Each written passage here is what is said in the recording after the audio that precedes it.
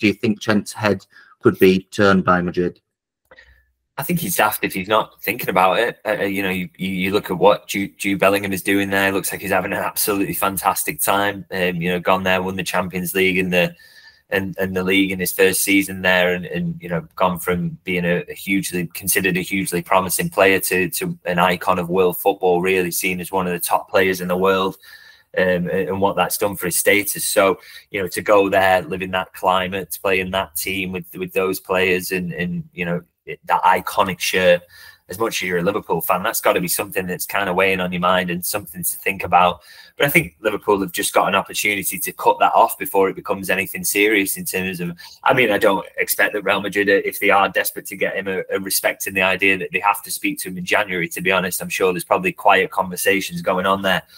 But Liverpool, before that can turn into anything firm, can really cut it off and show Trent how much he means to them, how much he's worth.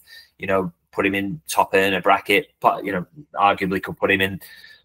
You'd probably say maybe because he'd earn less than maybe what Salah is on because he's not a forward, but still, if Salah were to leave, to put him in the top, to be the top earner, such as is important. So I think Liverpool have to do that.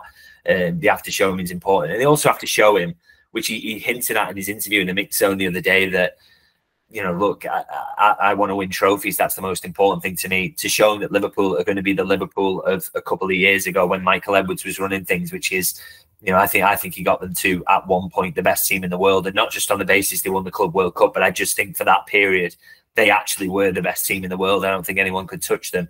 So I think you've got to kind of offer him guarantees that that is where Liverpool are heading back to. And if Liverpool can do that, then, you know, he's got every reason, with the emotional ties to Liverpool, the idea that they will get to finals and beat Real Madrid, then, you know, why not do it at Liverpool? You know, have all your success here, but you've got to show him that that's where they're heading, really. I think it does sort of suggest that they've got a good relationship as well, because I think we have seen real defensive improvement from Trent as well. I mean, I don't think he was ever as bad as kind of was made out around him. There was a bit too much focus on him at times, really, and it was unfair. And he was playing in a system as well that consistently left him kind of exposed and in difficult situations. But you know, there's a bit more sanity really to the structure. But I also just think in 1v1 situations, there is an extra level of determination there. He is showing a little bit more in those situations. And I think, you know, clearly he wants to take the manager's advice on board. They're working well together, and the manager is kind of hammering him a little bit when he needs him. But also, I remember watching one of the games earlier this season and seeing, I think it might have been the Brentford game, Trent wins a 1v1 situation, you know, near the Liverpool box, and slots straight up and applauding, hands over his head.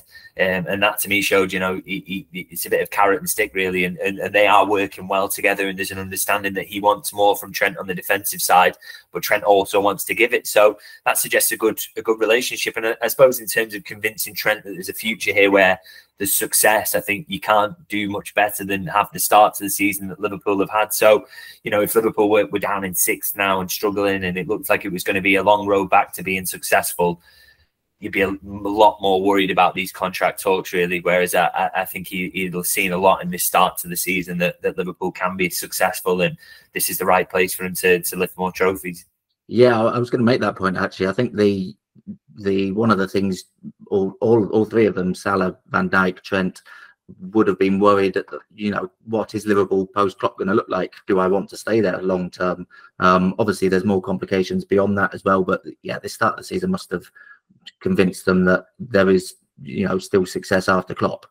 Yeah, I just think they all seem like they're enjoying it as well, and they all seem to be kind of they're working in a system that seems to be getting the best out of all of them. I mean, that's the case across the squad, but obviously it's most important with these three players that they feel that it's working for them, and that this manager can bring success, and he's a character that they like. And you know, at the end of the day, they all just want to be part of successful teams. And, you know, like I say, I think Trent with Real Madrid's an interesting one, because, you know, maybe he feels, okay, well, if I go there, I'm guaranteed to win the Champions League. But if, like I say, if Liverpool say that they are and show that they are building towards that and being that best team in the world again, then, you know, you could actually finally get one over on Real Madrid in the final of that competition, or, you know, and you can bring that success to Liverpool, and where better to have it than your boyhood club, really. I think, you know, it's a different one to where Steven Gerrard was sticking around for the emotional ties, even though he did win the Champions League anyway.